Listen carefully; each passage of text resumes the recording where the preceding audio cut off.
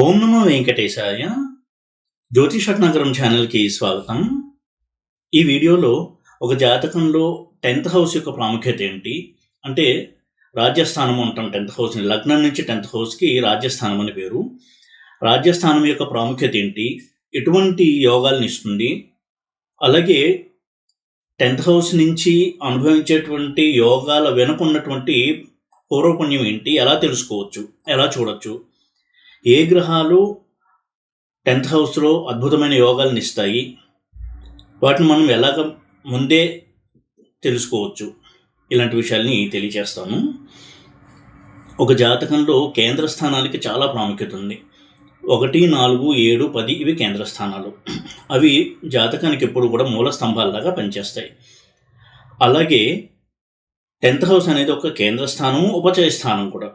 3, 6, 11, 10, 11 ఈ 4 కూడా ఉపచయ స్థానాలని చెప్పారు. అంటే రాజ్యస్థానం అనేది కేంద్ర స్థానము అయింది, ఉపచయ స్థానము అయింది. ఉపచయ స్థానాలకు ఉన్న ప్రత్యేకత ఏంటి అంటే, ఆ ఉపచయ స్థానంలో కనుక ఒక గ్రహం ఉన్నట్టయితే ఏజ్ పెరిగే కొద్దీ ఆ గ్రహం మెచ్యూర్ అవుతూ శుభ ఫలితాలని ఇస్తూ ఉంటుంది అనేది ఒక ఫండమెంటల్ డెఫినేషన్, మౌలికమైనటువంటి ఒక నిర్వచనంగా చెప్పారు. ఇప్పుడు 10th హౌస్నే మనం అధ్యయనం చేసినట్టయితే ఒక వ్యక్తి యొక్క జీవితం ఎలా సాగుతుంది, దేని ఆధారంగా అతని యొక్క మనుగడ సాగుతుంది, అలాగే ఆ వ్యక్తికి సమాజంలో ఉన్నటువంటి కీర్తి ప్రతిష్టలు ఏ స్థాయిలో ఉంటాయి, ఆ వ్యక్తికి గుర్తింపు ఉంటుందా, ఆ వ్యక్తి వలన సమాజంలో ఒక ప్రభావం ఉంటుందా, ఇవన్నీ చెప్పే స్థానం 10th హౌస్. అందుకే దానికి రాజ్యస్థానము అని పేరు ఇవ్వడం జరిగింది. యాక్చువల్గా కర్మస్థానం కూడా. కర్మస్థానమే కాకుండా అదొక వైభవాన్ని కూడా సూచిస్తుంది కాబట్టి దానికి రాజ్యస్థానం అని కూడా పేరిచ్చారు. ఇక ఈ రాజ్యస్థానానికి పూర్వ పుణ్యానికి లేదా పూర్వకర్మలకి సంబంధం ఏమైనా ఉందా అని కనుక చూసినట్టయితే, ఇంతకుముందు వీడియోలో నేను 4th హౌస్ గురించి చెప్పడం జరిగింది. 4th హౌస్ అనేది మన పూర్వకర్మల యొక్క చిట్టా, మన పూర్వకర్మల యొక్క డేటాబేస్ అని మనం తెలుసుకోవచ్చు. ఈ 4th హౌస్కి ఆపోజిట్ హౌస్ 10th హౌస్. ఎప్పుడు కూడా ఒక హౌస్కి ఆపోజిట్ హౌస్ ఉంది అంటే ఈ హౌస్ యొక్క ఫలితాలు కంప్లీషన్, పరిపూర్ణతం అని తెలియచేసే దాని ఆపోజిట్ హౌస్. ఉదాహరణకి 5th హౌస్కి కోరికలు, ఆశయాలు ఇలాంటి వాటిని తెలియచేసే హౌస్గా పేరుంది. మన ఆశయాలను తెలియచేస్తుంది 5th హౌస్. మన యొక్క క్రియేటివిటీ, మన కోరికలు ఇలాంటి వాటిని తెలియచేసే హౌస్ 5th హౌస్.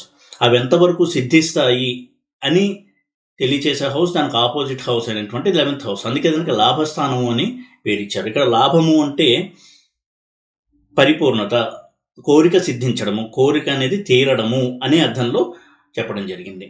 ఇది ఒక ప్రధాన అర్థం లాభస్థానానికి. అంతేకాని కేవలం ధనం రావడము, బిజినెస్లో లాభాలు రావడము ఇలాంటి అర్థంలో మాత్రమే కాక, లాభము అంటే అర్థము తన కోరిక యొక్క పరిపూర్ణత. అలాగే 4th హౌస్కి ఆపోజిట్ హౌస్ 10th హౌస్. పూర్వకర్మలు ఏవైతే ఉన్నాయో అవి ఏ విధంగా ఆ జాతకుడిని ఉన్నత స్థాయికి తీసుకెళ్తాయి లేదా కింద పడేస్తాయి అని తెలియజేసే స్థానం 10th హౌస్.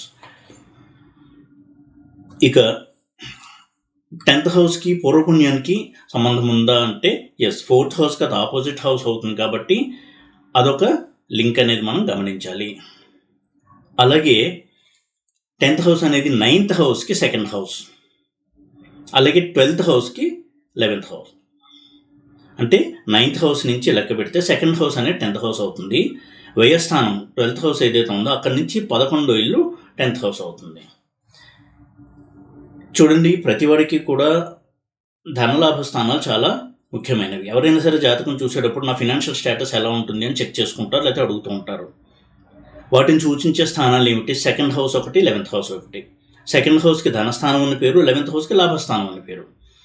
అదేవిధంగా ఈ 10th హౌస్ ఏ హౌసెస్కి ధనలాభ స్థానాలు అయింది అని చూసినట్టయితే 9th హౌస్కి అది 2nd హౌస్ అయింది, 12th హౌస్కి అది 11th హౌస్ అయింది. 9th హౌస్కి ఎప్పుడైతే 2nd హౌస్ అయిందో దాని అర్థం ఏంటంటే మన పూర్వపుణ్యం ఏదైతే ఉందో దాని వలన ఈ జన్మలో వచ్చేటువంటి లాభాలు, ఒక ప్రయోజనము. 2nd హౌస్ అంటే మనం సేవ్ చేసుకున్న మనీ అని అంటాం కదా. ఇంకొంచెం లోతుగా వెళ్ళినట్టయితే మన పూర్వపుణ్యం ఖాతా ఎంత ఉంది, దాన్ని మనం ఎంత అనుభవిస్తాము అని చెప్పేది సెకండ్ హౌస్. కాబట్టి 9th హౌస్ నుంచి సెకండ్ హౌస్ అయింది కాబట్టి 10th హౌస్ అనేది, 9th హౌస్ అనేది పూర్వపుణ్య స్థానం కాబట్టి తప్పకుండా మన పూర్వపుణ్య ఖాతా వలన ఈ జన్మలో ఎటువంటి కీర్తి ప్రతిష్టలు వస్తాయి, ఎటువంటి సుఖమైన జీవితం ఉంటుంది, అది వృత్తి కావచ్చు, వ్యాపారం కావచ్చు, తనకంటూ ఒక ప్రాముఖ్యత, ఐడెంటిటీ వస్తుంది అని చెప్పే స్థానం 10th హౌస్. అలాగే 12th హౌస్ అనేది పూర్వపుణ్య స్థానం. పూర్వపుణ్య స్థానానికి లాభస్థానం. అంటే తన పూర్వపుణ్యం వలన ఈ జన్మలో ఎటువంటి ప్రయోజనాలు కలుగుతాయి, కీర్తి ప్రతిష్టలు వస్తాయి, ఎటువంటి పేరు ప్రఖ్యాతులు వస్తాయి, అలాగే సుఖభోగాలు అనుభవిస్తాడు, ఇవి తెలియజేసే స్థానం 10th హౌస్. ఇన్ని కోణాల్లో మనం 10th హౌస్ని చూడొచ్చు. 10th హౌస్ అంటే జాబ్ చేస్తారా, బిజినెస్ చేస్తారా అని కాదు, మన కెరియర్ ఎలా ఉంటుంది, మన యొక్క ఐడెంటిటీని మనం క్రియేట్ చేసుకుంటామా లేదా అని చెప్పే 10th హౌస్. అయితే సర్వీస్కి సంబంధించిన కాంబినేషన్స్ కనుక 10th హౌస్తో రిలేట్ అయితే, అంటే 6th హౌస్కి సంబంధించినటువంటి కాంబినేషన్స్ 10th హౌస్తో రిలేట్ అయితే, వారు ఒక ఉద్యోగంలో కావచ్చు, సివిల్ సర్వీసెస్ ఇలాంటి వాటి ద్వారా కావచ్చు, వారికంటూ ఒక గుర్తింపును తెచ్చుకుంటారు. అలా కాకుండా 5th హౌస్, 11th హౌస్ ఇలాంటివి 10th హౌస్తో రిలేట్ అయినప్పుడు తమ యొక్క స్వయం ప్రతిభ ద్వారా వారు గుర్తింపును తెచ్చుకుంటారు. వ్యాపారం కావచ్చు, పాలిటిక్స్ కావచ్చు, ఇలాంటి వాటి ద్వారా గుర్తింపును తెచ్చుకుంటారు. ఇలా మనం అర్థం చేసుకోవాల్సి ఉంటుంది. అందుకే చూడండి, 5th హౌస్ కానీ 11th హౌస్ కానీ 10th హౌస్తో రిలేషన్లో ఉన్నట్టయితే పాలిటిక్స్లో షైన్ అవ్వడానికి కాంబినేషన్ చాలా బాగా పనిచేస్తుంది. 5th హౌస్ని 11th హౌస్ని కూడా పొలిటికల్ సక్సెస్కి చూడవలసిన హౌసెస్గా చెప్పారు. పాలిటిక్స్లో ఉన్నప్పటికీ ఎమ్మెల్యే గాను, ఎంపీ గాను పరిమితం అవ్వకుండా ఒక మినిస్టర్ అవ్వాలి అంటే 5th హౌస్, 11th హౌస్ స్ట్రాంగ్గా ఉండాలి. అలా ఉండి 10th హౌస్తో రిలేషన్ కనుక ఉన్నట్టయితే చాలా మంచి రాజయోగంగా చెప్పారు. అటువంటి వాళ్ళకి మంచి పొలిటికల్ కెరియర్ ఉంటుంది. అయితే ఇలా ఉంది కదా, నాకు కూడా ఇలా ఉంటుంది అని కంక్లూషన్కి రాకుండా వేరే కాంబినేషన్స్ కూడా చూడాలి. పొలిటికల్ అనాలిసిస్ చేసేటప్పుడు ఈ కాంబినేషన్ కూడా మనం దృష్టిలో పెట్టుకోవాలి, ఇటువంటి ఒక రిలేషన్ని. ఇక్కడ 10th హౌస్కి, 5th హౌస్కి, 11th హౌస్కి ఉన్న రిలేషన్ వల్ల ఇటువంటి రిజల్ట్స్ ఉంటాయి అనేది ఒక ఉదాహరణగా ఈ పాయింట్ చెప్పడం జరిగింది. ఇక 10th హౌస్లో ఏ ప్లానెట్స్ ఉంటే బలంగా ఉంటాయి? 10th హౌస్లో ఎప్పుడూ కూడా రాజ్యస్థానంలో పాపగ్రహాలు చాలా బలంగా ఉంటాయి. అందులోనూ శనికి చాలా ప్రత్యేకత. శని 10th హౌస్లో ఉండడం అనేది అద్భుతమైనటువంటి ప్లేస్మెంట్గా చెప్పారు. కాలపురుష చక్రంలో కూడా చూడండి, 10th హౌస్ అనేది మకరమైంది, దానికి అధిపతి శని. 11th హౌస్ కుంభమైంది, దానికి అధిపతి శని. అంటే మనం చేసే కర్మ, దాని వలన వచ్చేటువంటి లాభాలు రెండూ కూడా శని యొక్క ఆధీనంలో ఉన్నాయి. ఈ విధంగా శని కనుక 10th హౌస్లో ఉన్నట్టయితే చాలా మంచి రిజల్ట్స్ ఇస్తాడు. అంటే వారి జీవితం ఎప్పుడూ కూడా చాలా విలక్షణమైనటువంటి రీతిలో సాగుతుంది. ఏదో ఒక జాబ్కో పరిమితం అవ్వకుండా, ఒక వ్యాపారానికే పరిమితం అవ్వకుండా చాలామందికి వీళ్ళు సేవ చేసేటువంటి ఒక స్థితిలో ఉంటారు 10th హౌస్లో శని కనుక స్ట్రాంగ్గా ఉన్నట్టయితే. ఉచ్చలో ఉండడం కావచ్చు, వక్రించి ఉండడం కూడా 10th హౌస్లో శని చాలా చాలా మంచిది. శనికి 10th హౌస్ అనేది చాలా మంచి హౌస్ అన్ని హౌసెస్లోకి. ఎందుకంటే కర్మకారకుడైన శని కర్మస్థానమైనటువంటి 10th హౌస్లో ఎప్పుడైతే ఉన్నారో వీరి కర్మల వలన సమాజానికి ప్రయోజనం ఉంటుంది అనేటువంటి అర్థాన్ని మనం తీసుకోవాలి. అయితే ఏ ప్లానెట్ అయినా పాడయ్యి 10th హౌస్లో ఉంటే దానికి విపరీత ఫలితాలు ఉంటాయి. కానీ సాధారణంగా 10th హౌస్లో ఉన్నటువంటి శని ఎప్పుడు కూడా ఒక విలక్షణమైనటువంటి వ్యక్తిత్వాన్ని ఇచ్చి జాతకుణ్ణి సమాజంలో వారికి ఒక గుర్తింపుని ఇస్తాడు. అందులోనూ వక్రించిన శని అయితే ఇంకా స్ట్రాంగ్గా ఉంటాయి రిజల్ట్స్. ఎందుకంటే శని అంటేనే పూర్వకర్మల ఫలితాలని ఇచ్చేటువంటి గ్రహంగా చెప్పుకున్నాము. అటువంటి శని 10th హౌస్లో ఉండడం అనేది చాలా మంచి ప్లేస్మెంట్. ఇంకొక విషయం, శని కాకుండా ఇతర పాపగ్రహాలు 10th హౌస్లో ఉన్నప్పుడు కూడా చాలా మంచిది. అసలు పాపగ్రహాలు 10th హౌస్లో ఉండడం అనేది చాలా మంచిది. ఎందుకు అంటే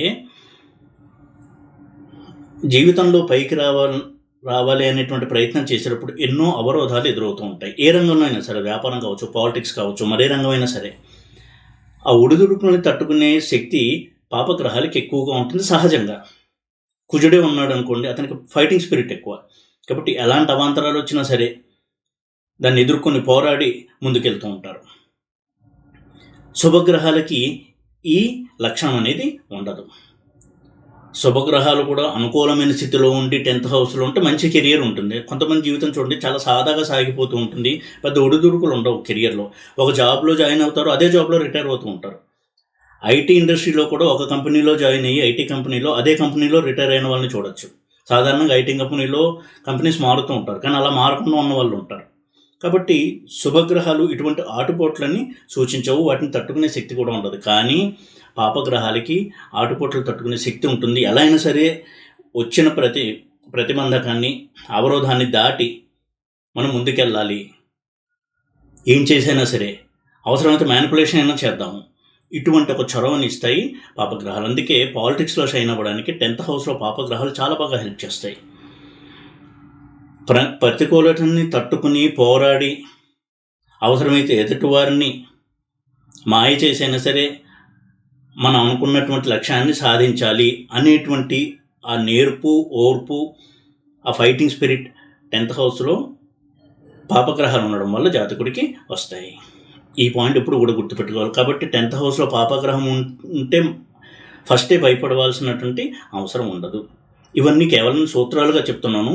కంప్లీట్ అనాలిసిస్ ఎప్పుడు కూడా చేయాలి. ఎందుకంటే 10th హౌస్లో ప్లానెట్ ఉన్న ప్లానెట్ యొక్క మహాదశ రావాలి. అప్పుడు ఆ ఫలితాలు పూర్తి స్థాయిలో జాతకుడు అనుభవించగలడు, అది వేరే విషయం. కానీ వారికి ఎప్పుడు కూడా కెరియర్లో ఛాలెంజెస్ ఎక్కువ ఉంటాయి పాపగ్రహాలు 10th హౌస్లో ఉంటాయి. అందుకే వారికి జీవితం మీద అవగాహన ఎక్కువ ఉంటుంది, సమాజం మీద అవగాహన ఎక్కువ ఉంటుంది, ఆ వృత్తి మీద కూడా అవగాహన ఎక్కువ ఉంటుంది 10th హౌస్లో పాపగ్రహాలు ఉన్నప్పుడు, ముఖ్యంగా శని ఉంటే.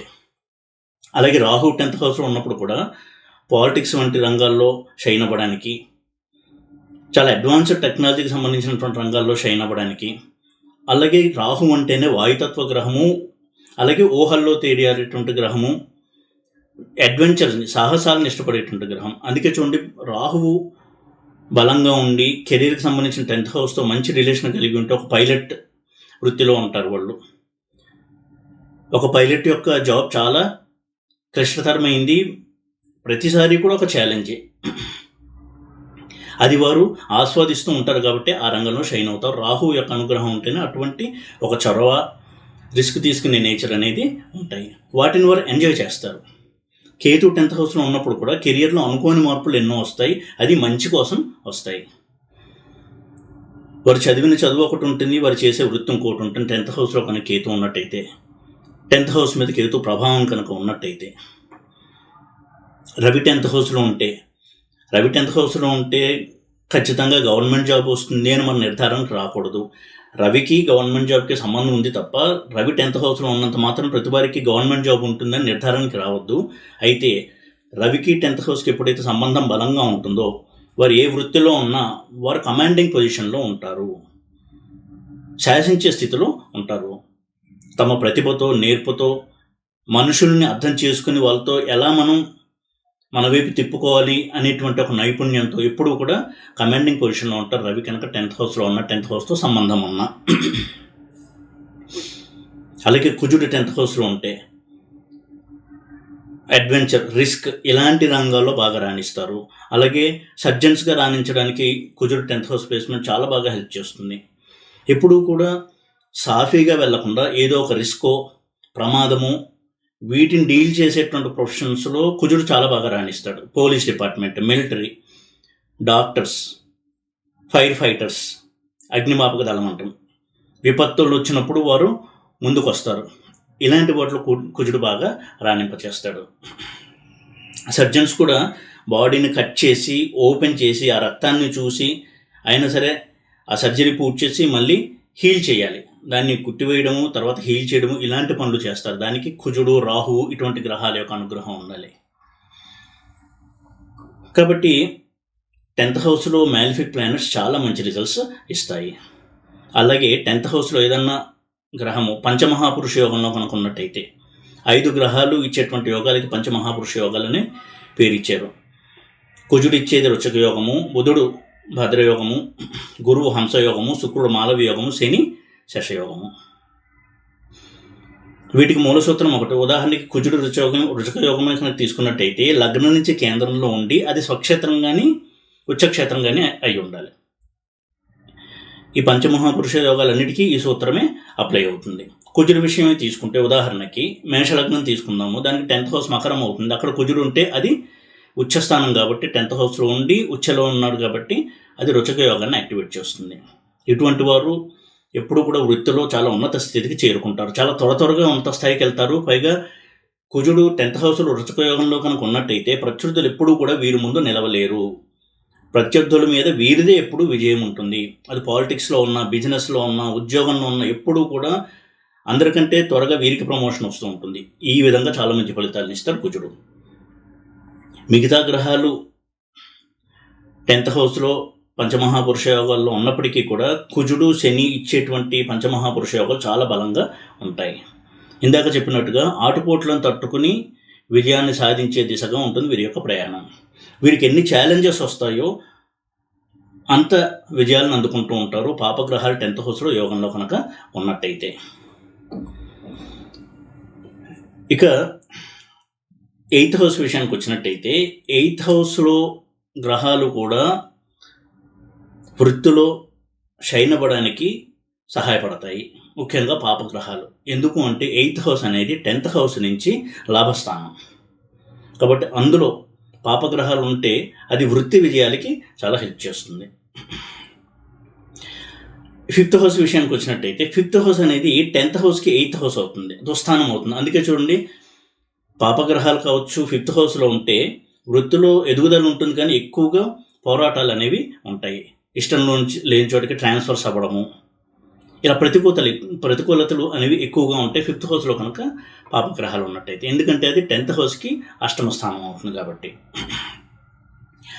అలాగే 3rd హౌస్ విషయం తీసుకున్నట్టయితే బిజినెస్ సక్సెస్ని చూడాలన్నా, ఒక ఎంటర్ప్రెన్యూర్గా ఎదగాలన్నా, వ్యాపార సామ్రాజ్యాన్ని విస్తరించాలన్నా 3rd హౌస్ స్ట్రాంగ్గా ఉండాలి.